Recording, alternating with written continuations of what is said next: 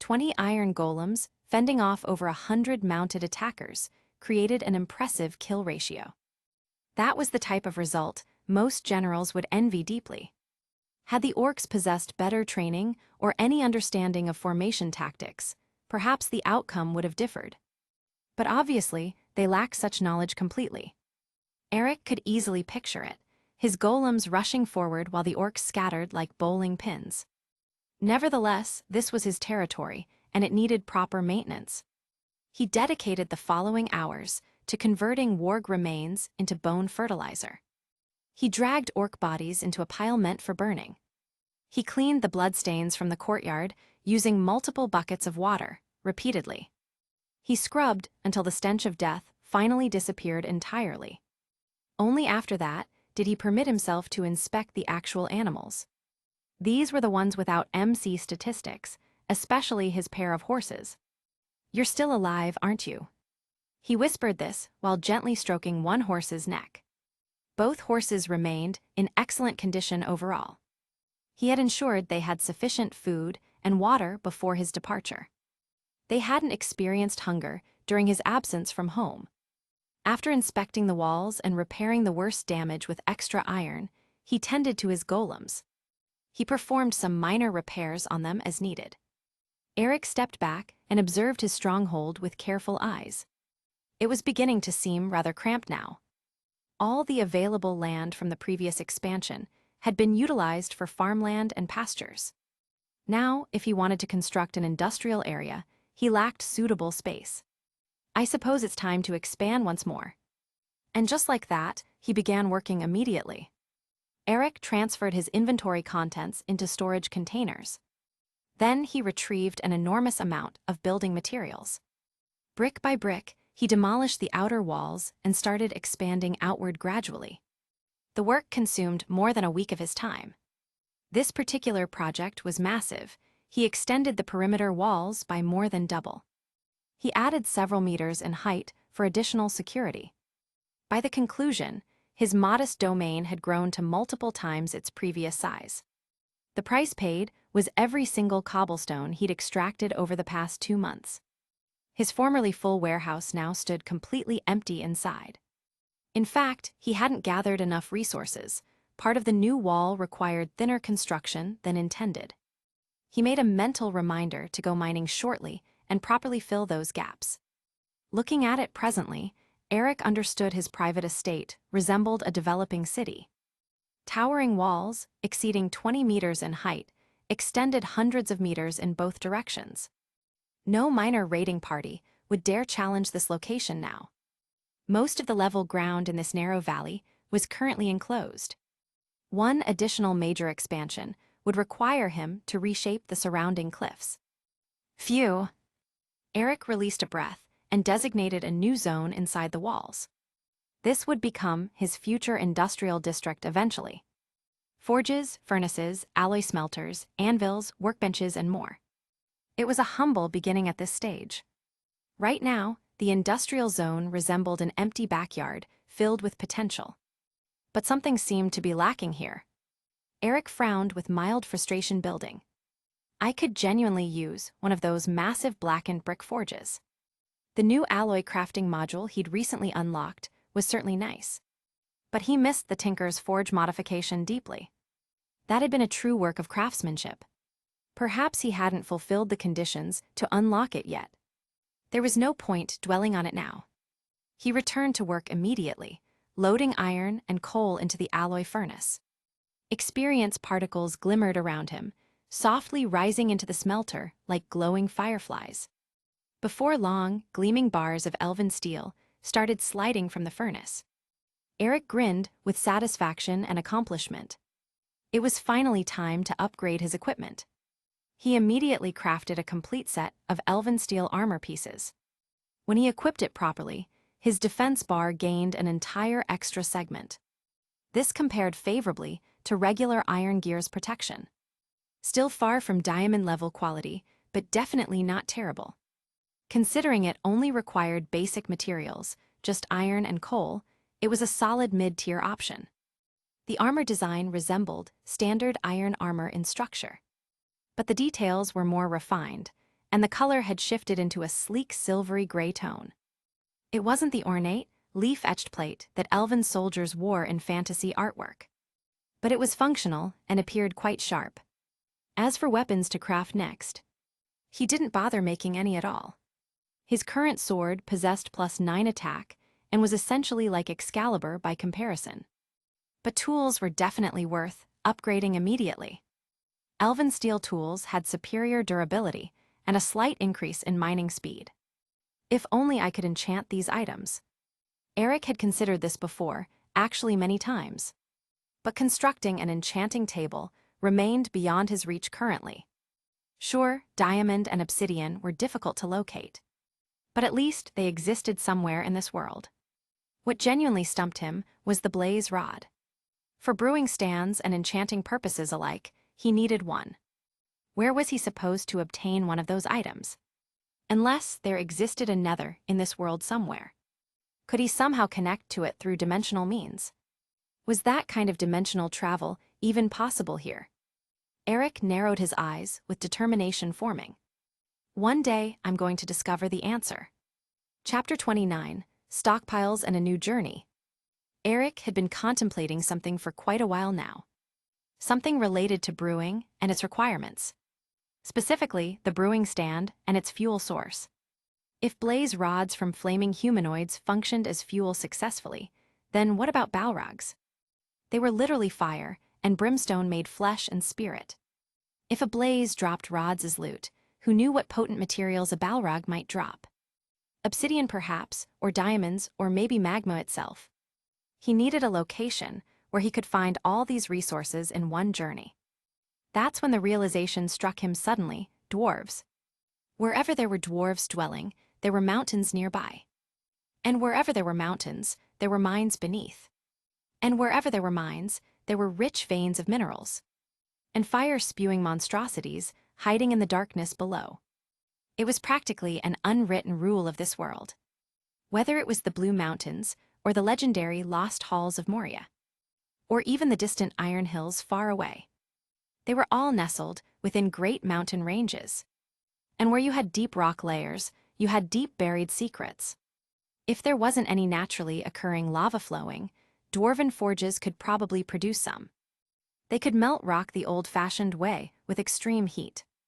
That solved the magma problem rather neatly. As for diamonds and their acquisition, dwarves had been mining through bedrock for countless generations. He figured if he showed up with something valuable to trade, or at worst, arrived with a shovel and a friendly smile, he could get his hands on a decent stash eventually. The only real wildcard remaining was the balrog itself. According to his calculations, Moria should currently be infested with orcs. The ancient fire demons still lurked somewhere far below. Tempting as it seemed, Eric wasn't foolish enough to attempt it yet. Sure, he had concepts in mind: unlimited water buckets, block traps, a rain of TNT. Or perhaps kiting it with a bow from safe distance. But one mistake, and he'd end up completely defeated. Still, the concept stayed, lodged in the back of his mind like a stubborn splinter. Then his thoughts shifted toward Smog instead. Now there was a creature with fireproof materials worth obtaining. Scales that could resist flames easily, if he could acquire even a fragment of that dragon's hide. Eric found himself increasingly fascinated by the infamous worm's potential. Whether it was balrogs, dragons, or any other variety of hellspawn, it all pointed back to one thing clearly: dwarves. He had to visit a dwarven settlement eventually, no way around it. He unrolled the parchment map on his workbench and examined it with sharp focus.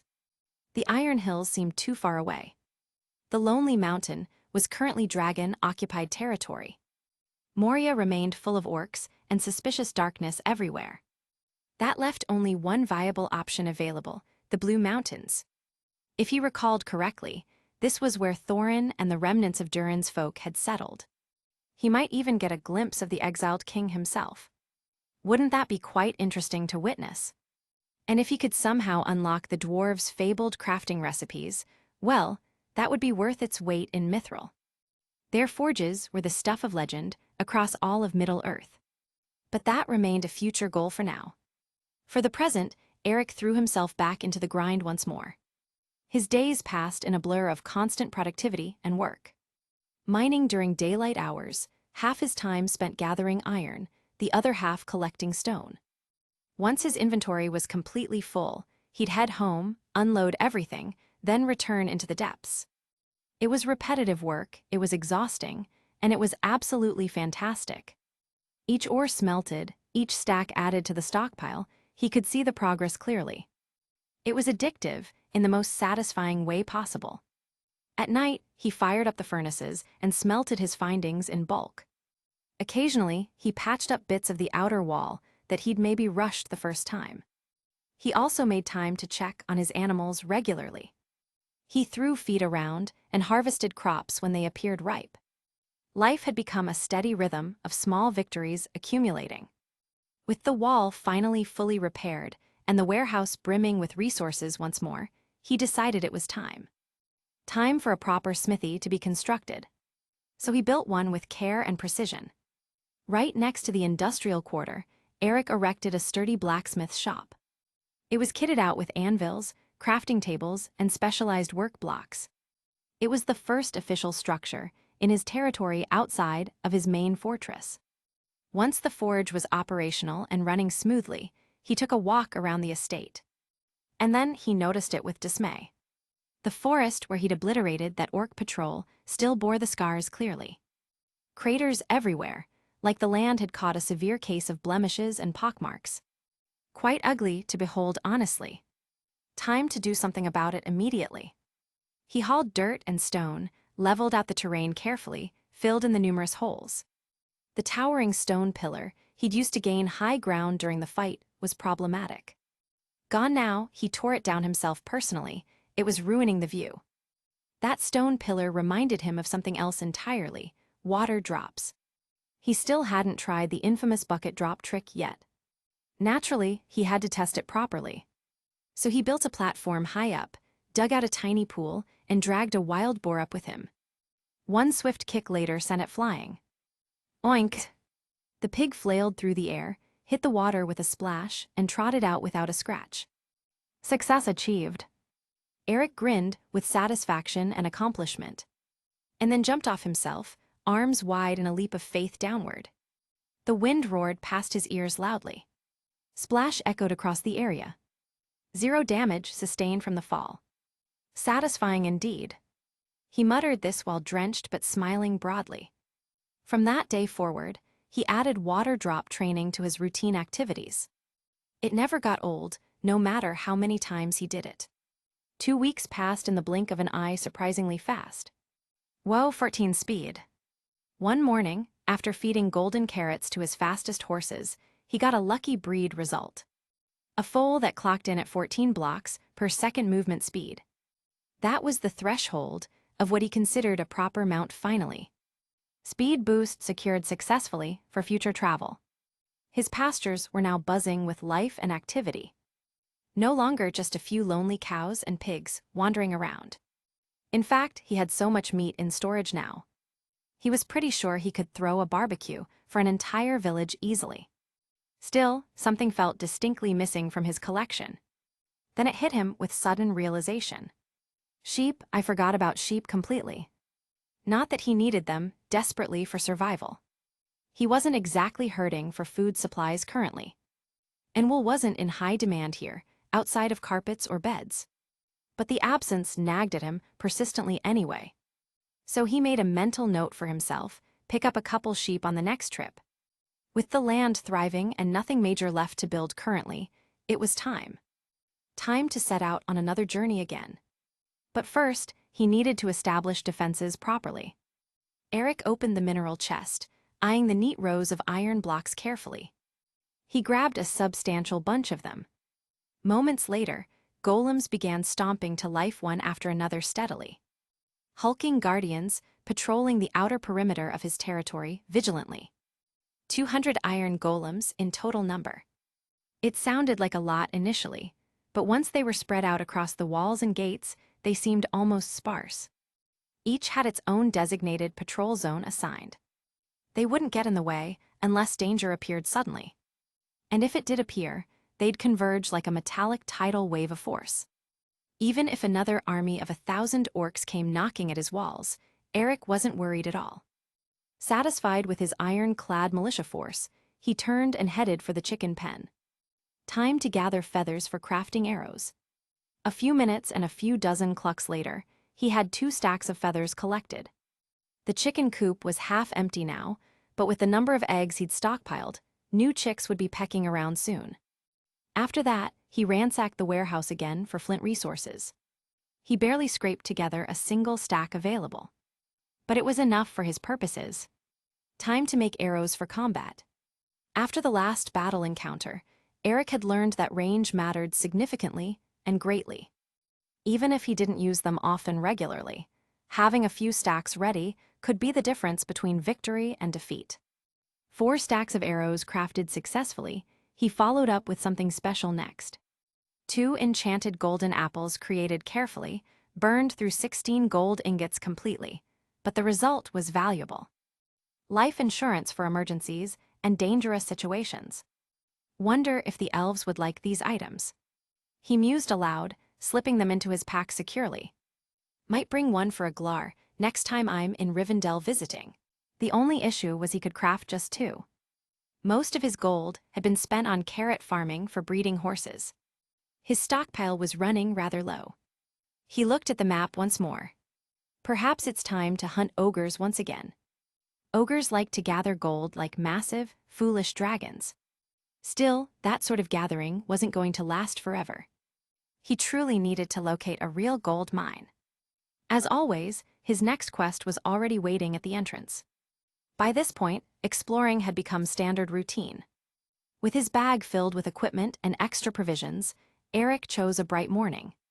He equipped his quickest horse, placed golden armor on it, and departed. His target was the Blue Mountains. His aim was dwarves, mysteries, and whatever challenge he could discover on the way. And perhaps, just perhaps, a dragon's scale or a Balrog's treasure while he was there. Heading west, moving toward the mountains. Adventure was calling. Chapter 30, A Visit. The instant Eric climbed onto the 14-speed mount, he noticed the change right away. The landscape on either side rushed past much quicker. The breeze hitting his face had strengthened, pulling at his cloak with unexpected power. He could sense the excitement. This was velocity you could actually feel. Eric was starting to anticipate what a fully racing horse could truly accomplish. With the reins held tight and the map before him, Eric continued riding. First destination was Bree. The span from Roadside Fortress to Bree was roughly equal to Rivendell. But this route had significantly better paths. And this journey, he was mounted on a quality, carefully selected horse. Unless some unfortunate troll attack or dramatic surprise occurred, he'd reach before nightfall. The trip was peaceful. With sunlight still bright, Eric traveled through an unnamed settlement. Right beside the path was a humble little tavern with a tilted wooden sign swaying. The Forgotten Inn. It seemed familiar. After a brief pause, Eric dismounted and entered inside. The tavern was silent, with just a handful of scattered guests eating tough bread and soup. And there, at a corner table near the rear, was a recognizable face. Without speaking, Eric approached and sat facing the hooded figure. The man glanced up, still chewing on a chunk of simple bread, eyes keen under his covering. "Eric," he asked, setting down the bread and drinking some water. It was Farad'n. "What brings you here? Need assistance?" he inquired, tone steady but interested. He hadn't forgotten his vow, that silver token he gave Eric. Along with the statement, "If you ever require anything, meet me at the Forgotten Inn." Well, it appeared destiny chose to spare them both the waiting period. "No major favor," Eric replied with a shrug. "I simply figured you might be around, thought I'd stop by and greet you." "You returned from the valley." "Been back for some time, actually. I'm already midway through my second expedition." "It's been under a month since you departed." "I've been returned for more than 2 weeks," Eric answered casually. Farad'n gazed at him quietly for a moment. That was remarkably quick. Then his look became grave. "My scouts informed me that roughly 2 weeks passed. A unit of orc riders headed west from the wilderness." Their direction aimed straight toward your path. I came here intending to caution you. Eric leaned backward with a smile. Too late for that, that unit's already been eliminated. By his iron constructs, technically speaking. But still counted as his triumph. Nobody's recording details in the records of history. Farad'n blinked in surprise. I've been working in the northern regions lately. Suppose I missed that information. Still, I'm relieved you're safe. So where are you traveling this time? The Blue Mountains. You just departed elven territories, and now you're going to meet the dwarves. I've got matters there. You constantly have matters, Faladin sighed. Middle-earth's most occupied adventurer. They conversed a bit longer, but neither had much more to discuss. Faladin finished his bread and rose up, brushing crumbs off his cloak. I'll escort you outside. Something about his motions appeared unusual, a bit rigid. Eric focused his eyes. You're injured. Faradin tensed, just barely. How could you notice? Nothing major, just wounds from battle. A little rest and I'll recover completely. Eric frowned deeply. Doesn't appear like minor wounds to me. His eyes checked Faladin's health indicator. 12/25.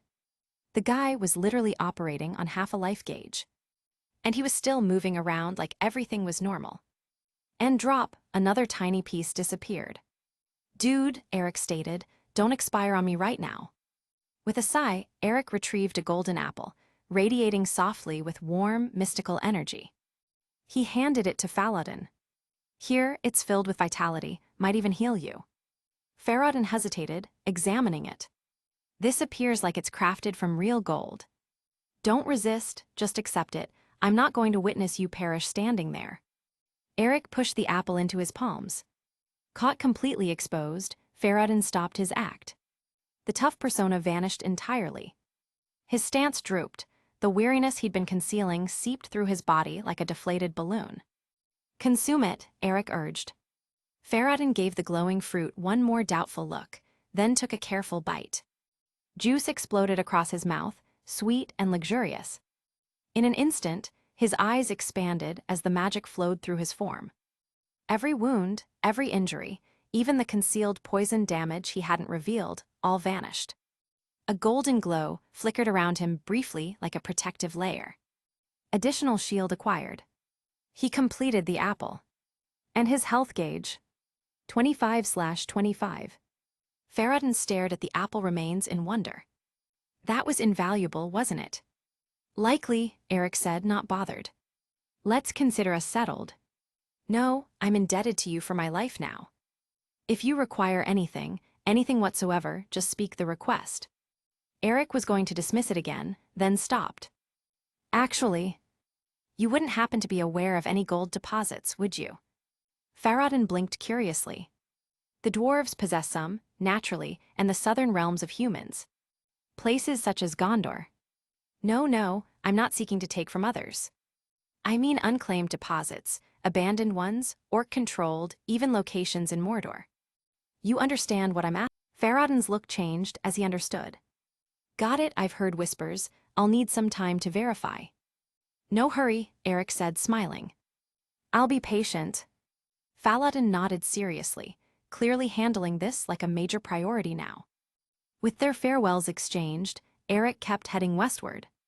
He traveled through Bree, then made a quick stop at the Barrow Downs. It was nighttime by the moment he got there. He lingered for a while, deliberately creating noise and showing some light around. Just in case any wights or ghosts wanted to emerge and interact. Nothing appeared. Cowards, he mumbled, abandoning the effort. By morning light, Eric entered into the Shire. He traveled the maintained path, bordered with bushes and wild blooms. The scenery was gentle and tranquil until finally, at midday, he halted at a recognizable hobbit hole. He got off his horse, approached the entrance, and gave it a soft knock. Just a second, I've got to remove this meat from the pan. Clattering sounds, accompanied by shuffling steps, resonated from within. The entrance squeaked open. Bilbo squinted against the sunshine, then looked upward. Eric, the always welcoming hobbit, pushed the entrance wide and extended his arms openly. Welcome, welcome. It's been, multiple months at minimum. Come in, you must remain for lunch. I've got excellent food and better beverages, and we must reconnect properly. Eric walked inside, the comfortable aroma of spices and fresh loaves striking him right away. Nothing had altered. Bilbo was still himself. Bag End was still as neat and calm as always. Even the visitor room Eric had previously occupied appeared unchanged, the mattress prepared, the sheets fresh. I declare, Bilbo said as he carried over a platter of cheese and preserved meats. You seem different, like you've experienced something significant. I can't quite identify it, but yes, you've transformed. Eric smiled slightly. Yeah, you could express that. The journey wasn't finished yet, but for now, a meal with a hobbit felt like exactly the right type of break. Chapter 31, The Blue Mountains. To be honest, Bilbo wasn't mistaken. A great deal had occurred these recent months. Eric had personally defeated more than 100 orcs. He'd progressed from a confused beginner to a skilled fighter who could manage himself in nearly any circumstance. Sure, he hadn't participated in any enormous conflicts, but ambushes and confrontations. Those arrived along frequently enough to qualify as a regular occupation. And after so much violence, Eric's manner had experienced a subtle but clear change. You appear like you've traveled to the boundary of existence and returned. Anything noteworthy happen, Eric? Bilbo inquired, gazing over the edge of his teacup. A lot, truthfully, Eric said with a gentle exhale, the burden of his recollections pulling at his tone. Bilbo recognized that expression. That was a narrative face. And if there was one thing Bilbo valued more than second breakfast, it was a solid tale. Especially when narrated by someone who had experienced it. If I'd known you were arriving, I would have gathered some newer ingredients. We'll manage for lunch today, but just wait, I'm visiting the marketplace later. Dinner tomorrow will be a banquet. Bilbo searched through his storage, already planning out the following week's dishes. But regrettably, Eric only remained the night. Farewells always arrived too quickly. At sunrise the next morning, Eric climbed onto his horse and readied to depart. Are you certain you don't want to remain a bit longer? Bilbo asked, arms folded, genuinely let down. Haha, don't stress, Bilbo, we'll encounter again, you can wager your pipeweed on it. Eric stated, gesturing as he directed his mount toward the distance. Hands on waist, Bilbo acknowledged and observed him ride away. His thoughts wandered back to the accounts Eric had shared the previous night. Stories of Odre Woodland, orc war parties, concealed valleys, and ancient elven chambers. All of it sounded mystical, marvelous, and somewhat frightening. For a moment, he even pondered, no, definitely not. Adventures were chaotic and unpleasant. Nothing could surpass the ease of Bag End. Still, as he walked back inside, he couldn't resist peeking out the window one final time. A few days afterward. In the thick forests near the River Lune, Eric raced between the timber.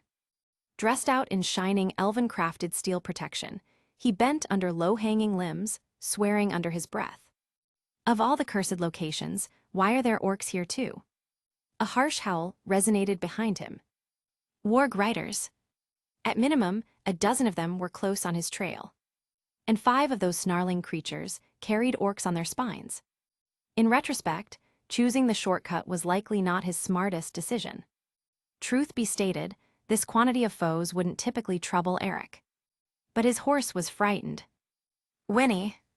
An arrow hissed through the atmosphere and struck into the horse's side. The animal reared backward with a cry, its hooves striking the air. And that hesitation was all the opposition required. One of the wargs jumped and bit down firmly on the horse's rear. These beasts really had a preference for attacking that area. Off, you filthy beast. Eric twisted around and thrust backward, his weapon piercing straight through the warg's head. The creature's body crashed to the earth as he rapidly pulled out a portion of wheat. He fed it to the horse, recovering its health gauge in an instant. Thank the gods for enchanted provisions. If this had been a normal horse, it would have perished 5 instances over by now. Behind him, an orc released another arrow that flew so near to his skull it trimmed a strand of hair. Whoa! Eric cursed under his breath and grabbed for his own bow. He shot back only to fail terribly. Ha ha! The orcs burst into taunting laughter. Nothing stung worse than being outmatched by a creature you regarded cannon fodder.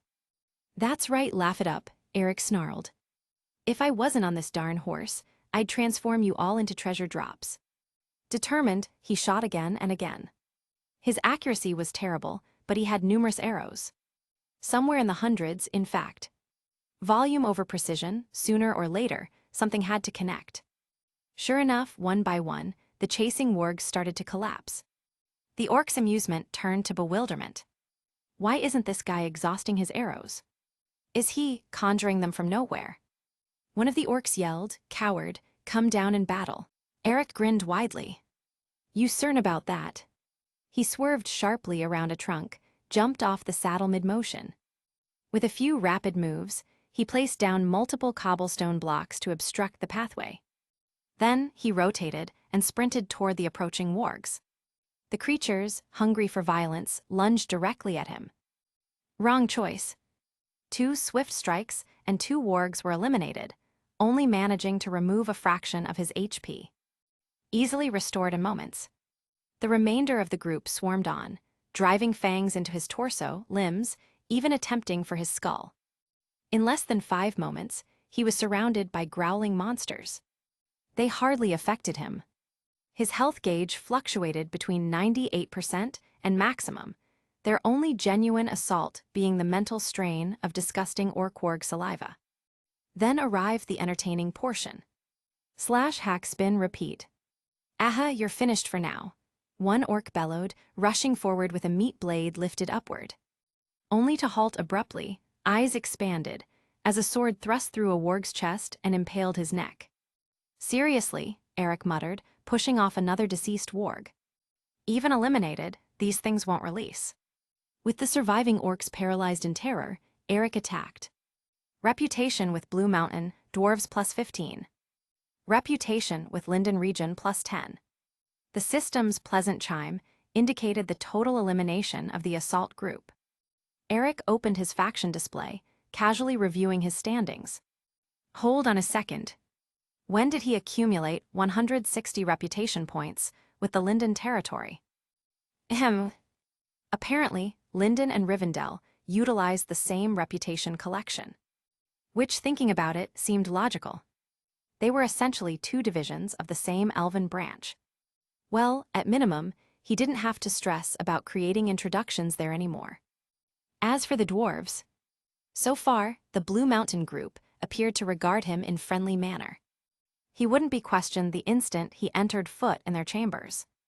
Dismantling his stone barrier, Eric climbed back onto his horse and continued on until he arrived at the river. He had finally reached at the shores of the Loon. But swimming across on horseback, not feasible. Time for some classic on-the-go construction.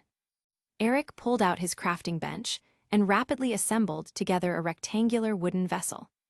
He guided his horse aboard first, then climbed in himself, seized the paddles and began rowing. The small boat drifted steadily across the liquid, slicing through the fog and creating gentle waves in its path. Surprisingly, it wasn't any slower than traveling. Before long, he reached it to the opposite bank. Standing once more on firm terrain, Eric retrieved the old parchment chart Bilbo had provided him. No indicated coordinates for Thorin's Hall, naturally. Whoever sketched this had completed it vibes only. Not that it concerned him. Once he explored the region himself, he could mark the position on his system chart. From what he recalled, Thorin's Hall should be somewhere. Southwest, probably. The next day elapsed in typical journey fashion, long, tedious stretches of woodland and slopes. Nothing but hoofbeats and thoughts to accompany him. But by twilight, the outline of a mighty mountain chain cut into the skyline. And beneath it, the dim radiance of warm lights flickered like embers. The path beneath his boots transformed from soil to carefully placed stone. Eric smiled brightly. He had reached his destination. Chapter 32, Gulp Gulp Gulp. To be frank, the expedition hadn't exactly been smooth sailing. With no distinct path in view, Eric had depended solely on recollection. Navigating through forests and over rocky slopes in as direct a line as he could accomplish. He had interpreted the phrase, off the beaten path, quite literally. Some of the landscape had been so dangerous, his horse had nearly failed a leap more than once.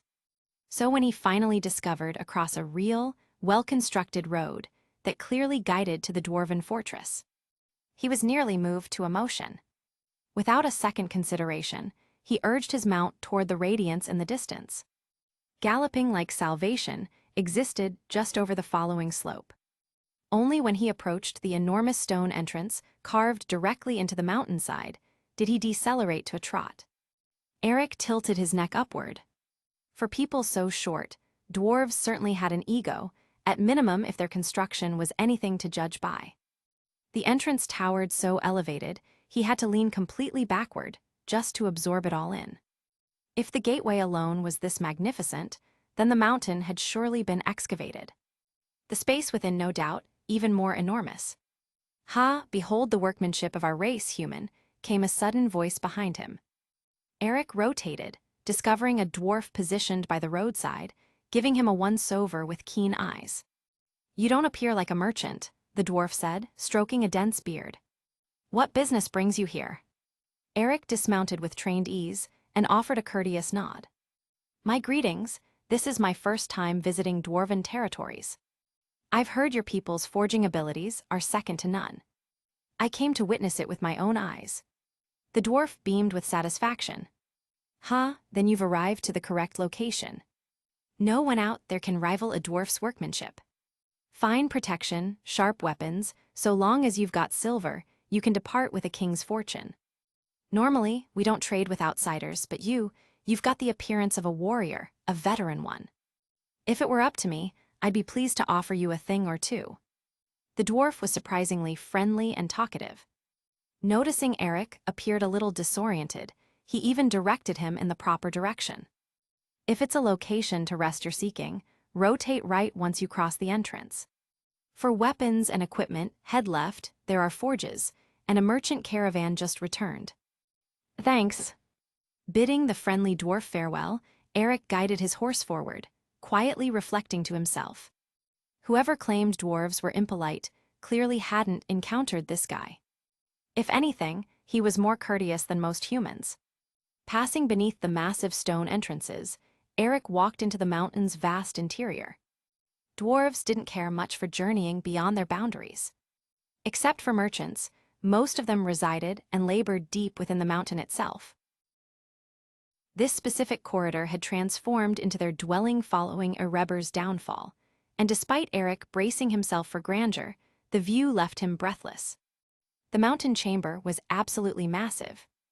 The roof curved upward into shadow, supported by stone columns wider than ancient oaks. Iron light fixtures dangled from chains thick as human limbs, swaying softly in the breeze, radiating gentle light. Glowing crystals set into the rock-illuminated staircases, terraces, and curved pathways connecting dwellings carved directly into stone. And throughout, the sound of hammers striking anvils rang like melody.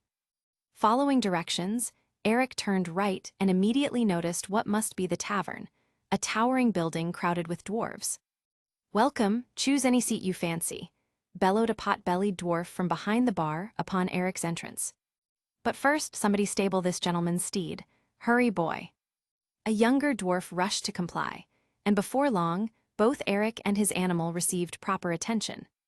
Shortly after, Eric settled at a solid timber table, anticipating eagerly some renowned dwarven cooking. Roasted meats, potent drinks, the aroma alone made his belly rumble. Fortunately, Eric had collected numerous silver pieces from the ogre hideout. It was tainted currency, certainly, but it purchased him a generous serving and beyond. As evening advanced, the tavern filled with dwarves finishing work, and the previously peaceful hall became boisterous and cheerful. Tables were crowded, tankards clinked, merriment bounced off the walls. Naturally, Eric being taller, smooth-faced, and human stuck out noticeably. "A human, huh? Haven't encountered one recently. Doesn't appear merchant-like, likely a wanderer. Decent physique, though. He's got solid structure, but a pitiful excuse for facial hair. Wonder from where he journeyed." Eric inhaled deeply and quietly retracted the judgment he just formed. Courteous? Absolutely, but dwarves could chatter more than elderly town gossips. Hey, my initial human encounter. Let's toast to market, yeah. A youthful dwarf suddenly lifted a foamy tankard of grain beverage and gestured toward Eric. Eric raised an eyebrow but responded similarly, clinking his own vessel from across the space. Ha! The dwarf emptied his drink instantly, then cleaned his whiskers with a loud, contented exhale. Eric was equally capable. He drained his tankard with skilled efficiency and displayed a confident grin, spinning the vacant cup. Cheers resonated. Make him surrender. Yeah, let's witness the human handle his liquor. Within moments, a group of excited dwarves gathered around them, all shouting enthusiastically. Eric cast a hopeful glance at the keeper, who simply smiled and participated in the encouragement. Betrayer. All right then, Eric struck the surface, let's proceed. You've got courage, human, the young dwarf roared. If you succeed in outdrinking me, I'll pay your entire expense tonight. 2 barrels were brought forward, tables moved closer. The drinking challenge had commenced. Gulp, gulp, gulp. They didn't even concern themselves with nourishment. The dwarves were delighted. Nobody locally had succeeded in defeating this youngster previously. They were anticipating watching a human fail spectacularly. Eric, conversely, was quite comfortable. Drunkenness in this realm functioned more like a condition, and he possessed several containers of milk stored in his pack. As long as he remained moderate, he'd manage. Additionally, alcohol technically replenished stamina. Even if he filled his stomach, he could continue drinking, though the intoxication effect would accumulate. This one's for our destined encounter, the dwarf mumbled, raising his vessel for the 5th salute to destined encounters. Eric, somewhat entertained, clinked his tankard again. You've honored that one 4 occasions already. Gulp, gulp, gulp. The surface before them was now littered with vessels, at least 20 each containing well over a pint. The dwarf's complexion was crimson, foam dangling from his lips. Don't you dare get sick, he cautioned, finger pointing unsteadily as his vision started wandering. Eric peacefully placed down another emptied tankard. Oh, is this the sensation everyone mentions? I believe I'm beginning to experience it. Thud. The dwarf collapsed forward onto the surface, snoring, frothy saliva leaking from his mouth's corner. Eric's statement had delivered the finishing strike to his dignity. Victory belongs to the human traveler, announced the keeper, who had stepped onto a stool and was lifting Eric's limb like a champion. Willow. Dwarves of the Azure Mountain, reputation +10. Chapter 33, Diamond. Wait, that functions too. Eric blinked as a notification materialized before him, announcing a reputation increase. Strategic recline. Only one notion crossed his thoughts. Dwarves, honestly, they're quite remarkable, who realized drinking could generate this much standing. Still, it sparked concepts. Apparently, gaining respect didn't require slicing monsters into fragments. Advancement through celebration. Now that was a vocation he could embrace. Unfortunately, just as he began appreciating the discovery, the surroundings around him started tilting slightly. Oh no, that creeping consequence was activating. One swift look at his condition display confirmed it. Intoxicated, 5H34 min. Right, I think I'll just head upstairs and deliver my belongings. Of course, sir, the keeper nodded, though with a subtle smirk. Just watch for the ceiling, it's not precisely constructed for people your stature. Thud. A loud impact echoed from the stairway. Sir. I'm fine, Eric yelled quickly, stumbling into his chamber. He fumbled through his pack, retrieved a bottle of milk, and consumed it like an emergency clarity potion. Whoosh. Intoxicated condition, removed. Crisis prevented. He hadn't forgotten his original purpose, even if the unexpected dwarven drinking competition had disrupted his schedule somewhat. At least now he needn't concern himself about payment for the lodging. His new dwarven drinking companion had vowed to handle the cost. Still, there was no moment to squander. Sober and concentrated, Eric departed toward the market area.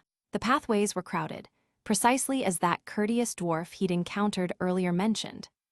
The merchant convoy had arrived from the deeper excavations, delivering fresh provisions and unusual merchandise, and the entire settlement buzzed with enthusiasm.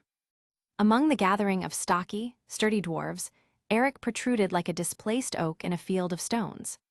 Still, nobody bothered him. His current standing was friendly, and that sufficed to prevent curious glances from becoming problems. Before long, the clang of hammer against metal and the crackling warmth of furnace flames guided him toward the smithing quarter. "Premium blades and protection, come inspect," a craftsman announced. Eric wandered over and examined one of the weapons displayed. Dwarven steel blade, attack +7. A market vendor's weapon, with qualities matching a diamond edge. Eric whistled softly. "You dwarves don't compromise." "Fascinated by weaponry, huh?" The craftsman grinned, advancing forward. "Then you've arrived at the proper location. Everything here's authentic." "That it is," Eric acknowledged appreciatively, but declined. "Regrettably, mine's superior." His own weapon practically vibrated with enchantments and customized enhancements. Still, interest drove him toward the protective gear display. He touched, examined, and tested various pieces, assessing their heaviness and workmanship. Eventually, the craftsman had endured enough. "Don't attempt wearing them, human. Those are designed for dwarven proportions. You'd tear a fastening just equipping one. If you genuinely desire something, I could forge you a personalized collection, though it'd require time." "No thanks, just looking." Truthfully, Eric felt somewhat frustrated. He'd observed the weapons, inspected the protection, and still no construction formulas had appeared. He recalled the occasion in the Elven Sanctuary when he'd gained new patterns. Right, he'd required witnessing the Elven workshop itself to acquire their distinctive equipment. So perhaps with dwarves, it wasn't the equipment, but their crafting chambers. "Considered something you desire yet?" the craftsman inquired. "Nothing here matches what I require," Eric responded, then added, "But do you possess any diamonds or obsidian?" The dwarf lifted an eyebrow and gave Eric an odd expression. "You believe I resemble someone who'd maintain that sort of material lying about? Diamonds and obsidian aren't suitable for weapons or implements, but if you're absolutely determined, try consulting one of the deep excavation crews. They collect shiny materials like birds, or try the gem merchant across the plaza." The craftsman indicated toward a calmer section of the marketplace. "Appreciate it." Eric followed the guidance and reached a well-maintained stone dwelling with gleaming windows and an atmosphere of accuracy. Inside, the gem merchant glanced up as he entered. "Obsidian? No, none of that, but diamonds, yes. What are you seeking?" "Bands, chains, something elegant for your companion." "I require a solid piece," Eric replied, gesturing with his hands the dimension he envisioned, just like the one demanded by the construction diagram in his system. The gem merchant blinked. "That large, in one fragment." Eric gave an awkward smile, silently hoping his coin container would survive this request.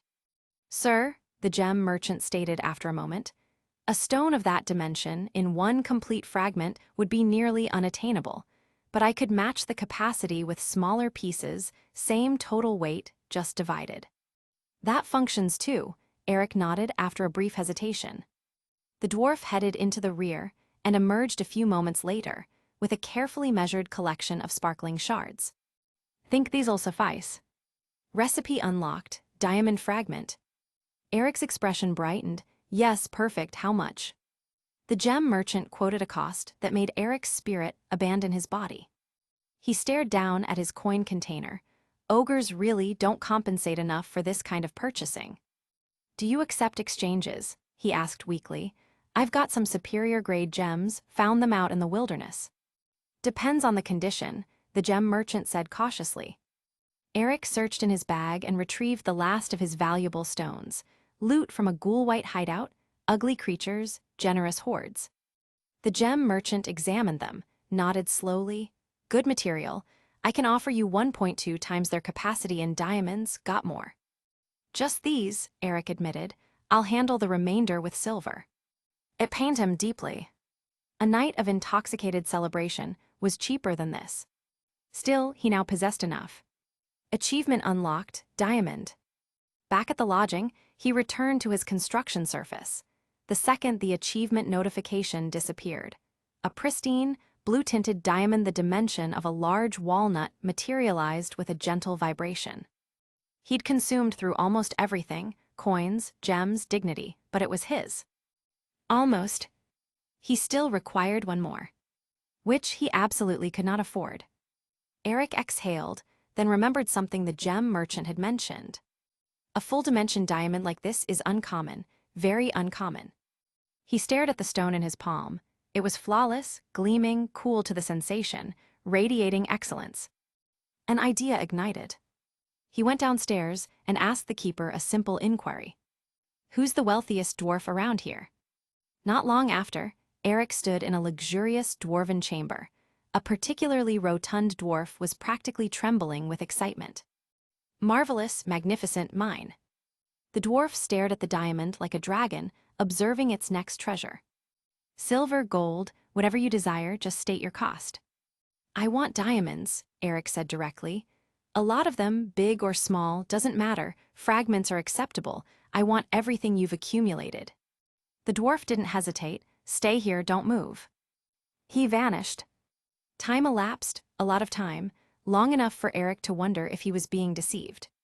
Then finally, the dwarf returned, dragging a small iron container, gasping from effort. He dropped it with a loud clang, and when he opened it, the inside sparkled like a dragon's fantasy. These, he wheezed, are all the diamonds in this territory for purchase. Every last one. I pulled connections to acquire them. Will they suffice? Eric peered inside. Roughly enough fragments to construct 5 more diamonds. Perfect, he said, handing over his single, pristine diamond. Achievement unlocked, here's your diamond.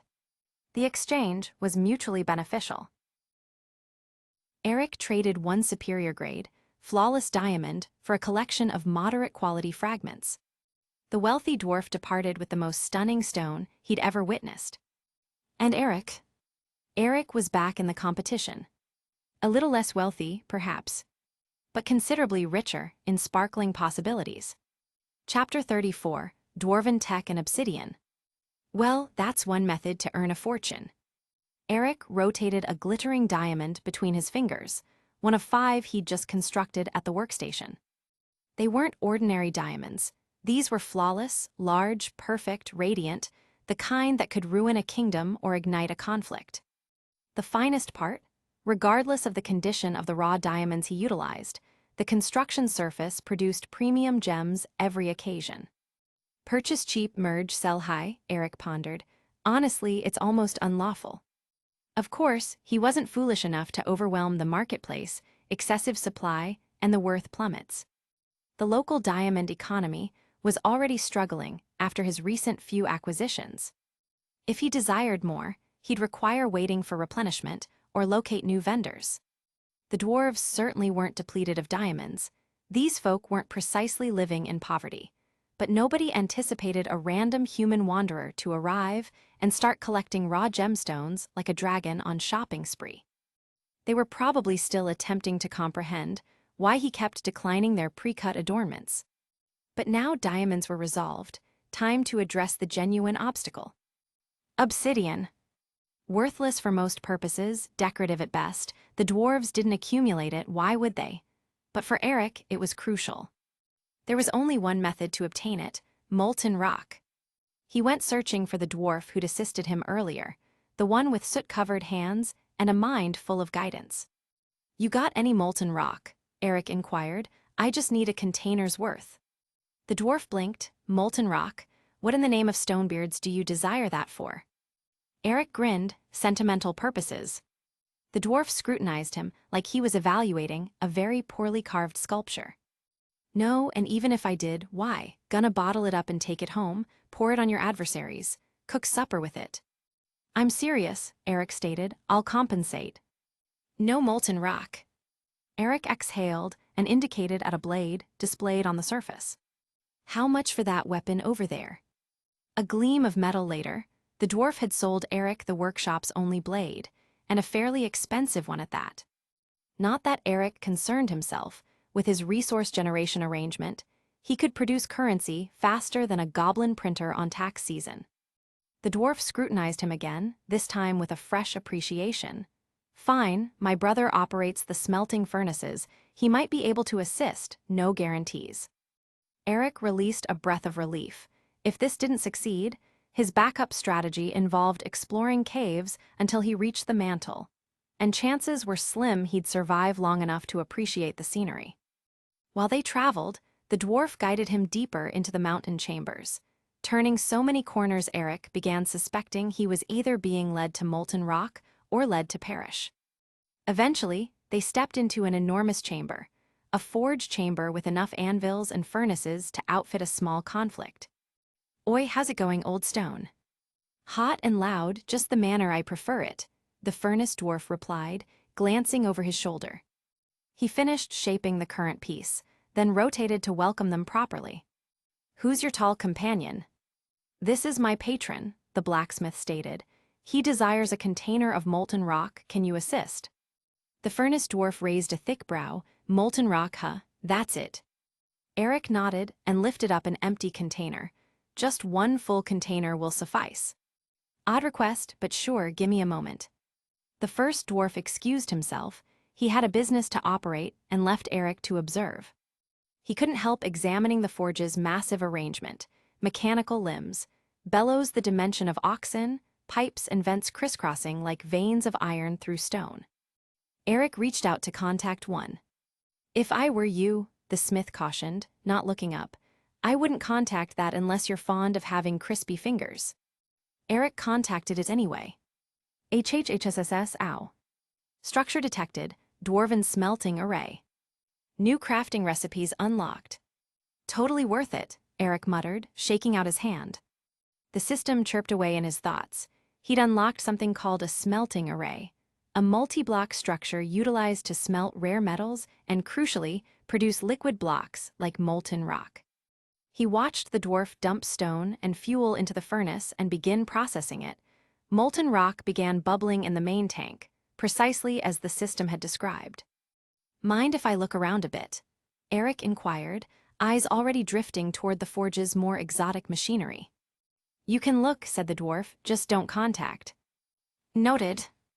Eric explored with enthusiasm, memorizing the shapes, pipes, and furnace arrangements. His crafting interface steadily filled with new structures: dwarven blast furnaces, alloy hammers, rune anvils. Soon he'd be able to smelt faster, forge dwarven-grade weapons, and most importantly, craft items he could actually be proud of. Dwarves didn't create dainty blades. Their weapons were hefty war axes, throwing hammers, siege picks, even their daggers were chunky. That blade he'd purchased probably sat in the workshop gathering dust until Eric walked in, just eccentric enough to desire it. The other prize was a shiny new dwarven steel pickaxe, a specialized tool for excavating. It had higher durability than iron, and most importantly, could mine obsidian.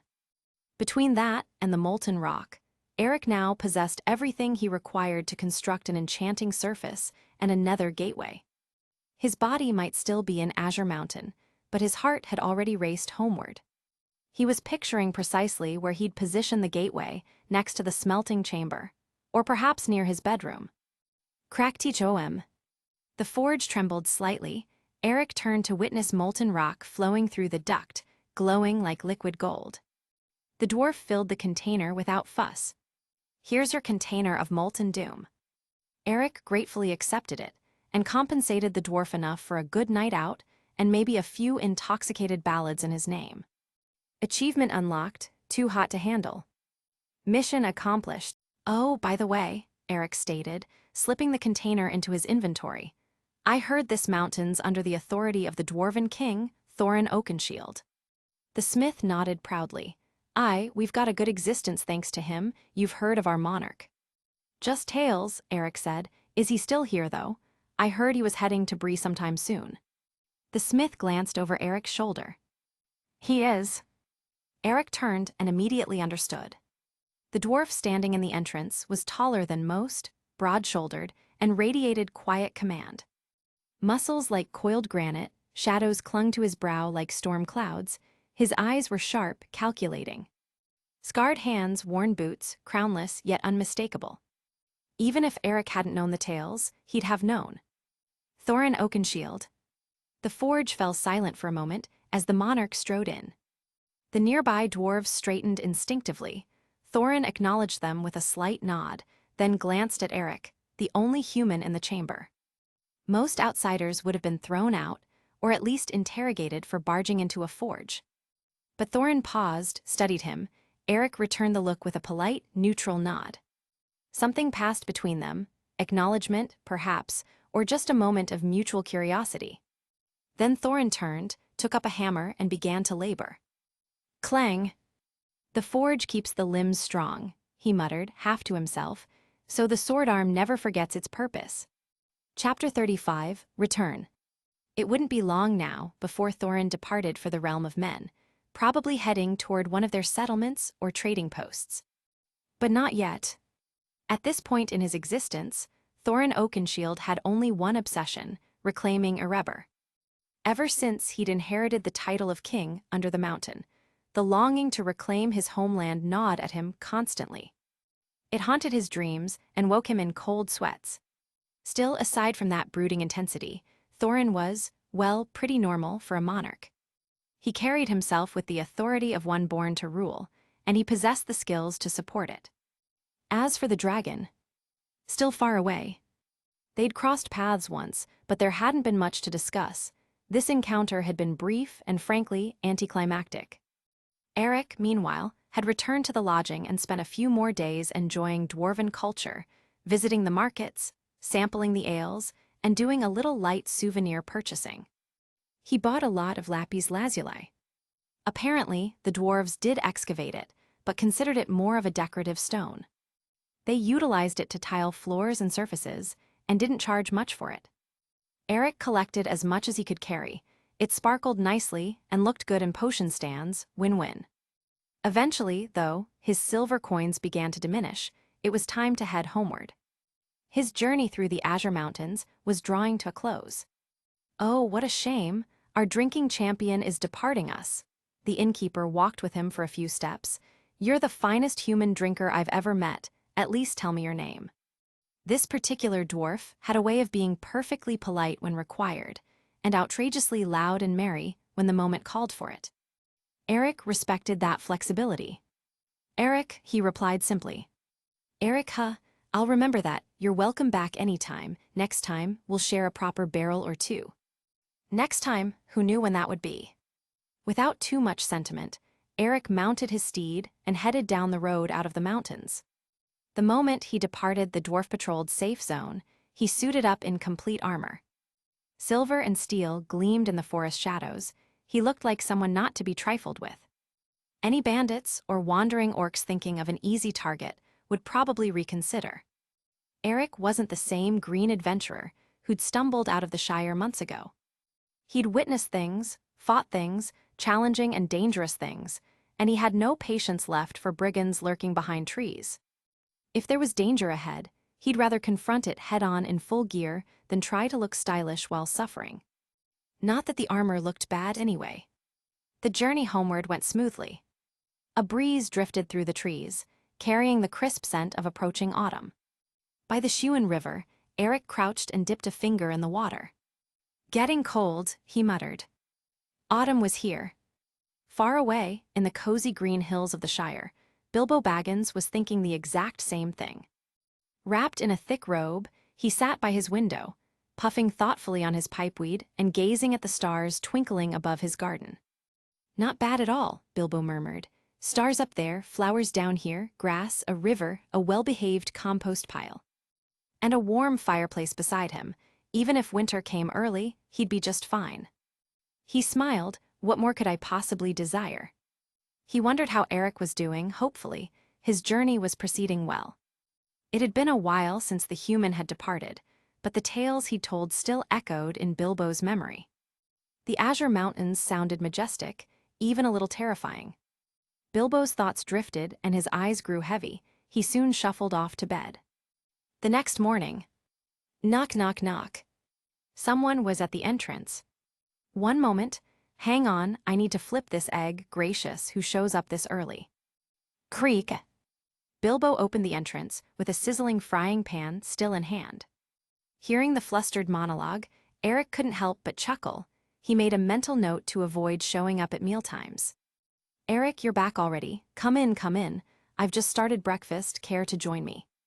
"Wouldn't say no to that." Eric smiled and stepped inside like he owned the place, which, given how often he visited, wasn't far off. Bilbo handed him the spatula without hesitation, beaming like a hobbit who just found a second dessert. Before long, they were at the table, and Bilbo was making appreciative noises as he stuffed his face. Every time Eric came by, Bilbo's waistband seemed to tighten a little more. Eric didn't stay long. After breakfast and second breakfast and lunch, he got up to depart again. Bilbo looked genuinely disappointed. Before he departed, Eric handed him a burlap sack that hit the floor with a heavy thud. "A little something from the Azure Mountains, a thank you for always feeding me." Bilbo blinked a little. He looked at the oversized sack, then at Eric, who just shrugged. "I don't know what to say," Bilbo stammered.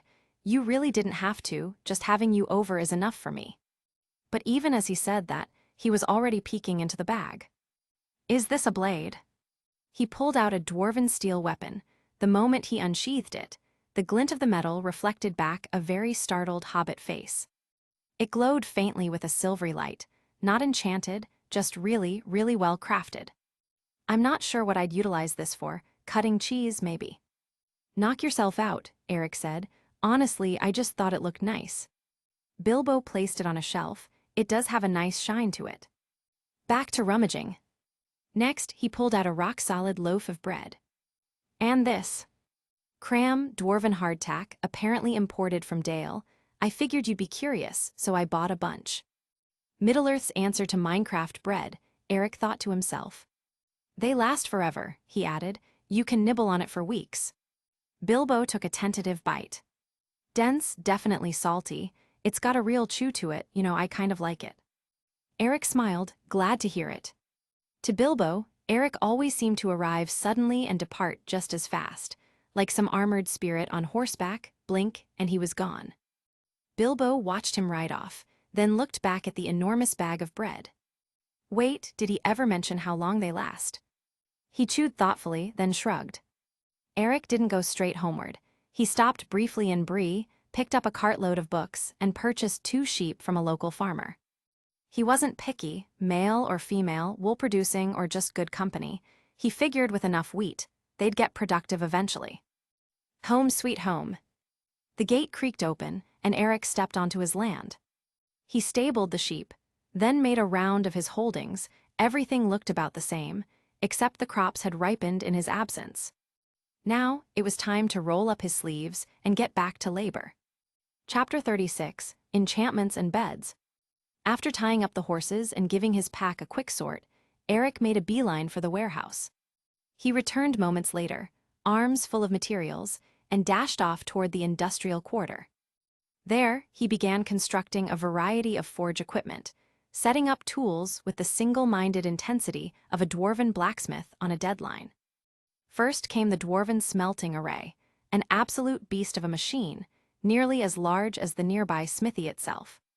Erecting the thing took an absurd amount of iron, and more than a few bruised knuckles. But eventually, after a good deal of grunting and grumbling, Eric stepped back and admired his handiwork. Next came an assortment of dwarven anvils and forging tables, large and small, each one forged for a specific craft. One of them even featured a massive counterweight hammer that needed overhead support, clearly designed for underground use. So Eric did the sensible thing. He dug down. Expanding the industrial quarter beneath the surface, he hollowed out a spacious underground forge chamber. Every dwarven device found its new residence below, right where it belonged. "There," he muttered, nodding in satisfaction, "just like the dwarves do it, underground with minimal sunlight and maximum efficiency." He hauled in coal next, dumping hefty chunks into the smelting array, followed by stone blocks. As the furnace roared to life, flame devouring fuel, the stones inside began to melt. Bucket after bucket of molten rock poured out of the array like liquid gold. Eric dunked the molten rock straight into water, rapidly creating shimmering obsidian, which he mined up with his enchanted dwarven steel pickaxe. Raw materials secured. In a quiet corner of the forge, Eric pulled up his crafting interface. Achievement unlocked, Enchanter. A few moments later, he placed a newly crafted block onto the ground. A gleaming obsidian pedestal with diamond-inlaid corners, and hovering in its center, a mysterious floating book. The enchantment table was finally complete. As if recognizing his presence, the book fluttered open on its own, angling its glowing pages toward him for easier reading. Enchanted letters shimmered across the parchment, arcane glyphs, cryptic runes, and some downright confusing squiggles. Eric squinted. He could only make sense of the first few. The rest looked like alphabet soup gone mad. You only got to witness one possible enchantment in advance, the rest were a gamble. But he wasn't rushing, not yet, to get the finest results. He still required bookshelves. Achievement unlocked, Librarian. Soon, towering rows of bookshelves surrounded the table, nearly 2 meters high, humming with barely visible runes that floated from the shelves and spiraled into the heart of the enchantment table. Eric stood back, proud of the arrangement. Next time Farad'n shows up, he's definitely going to call me a wizard again, he muttered. At this point, I don't even have a defense. Fine, wizard it is. With the enchantment table fully powered, Eric carefully placed his elven steel sword on the table. Swing. The blade levitated into the air, rotating slowly above the table.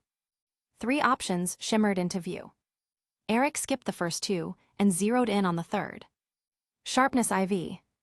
Nice, that meant at least one guaranteed enchantment would be Sharpness IV, the others. A mystery. Eric checked his level. Level 47, plenty to work with. He tossed in a handful of lapis lazuli. Blue sparks burst from the table, swirling around the sword. The results flickered into view. Sharpness IV. Unbreaking III. Sweeping edge III. The sword's damage jumped from 9 to 11.5. Not bad at all.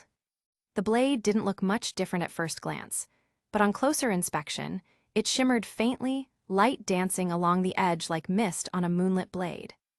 It even harmonized with the sword's existing elven glow, adding a touch of majesty to the already elegant weapon. Eric couldn't stop admiring it. One swing, one orc, he grinned.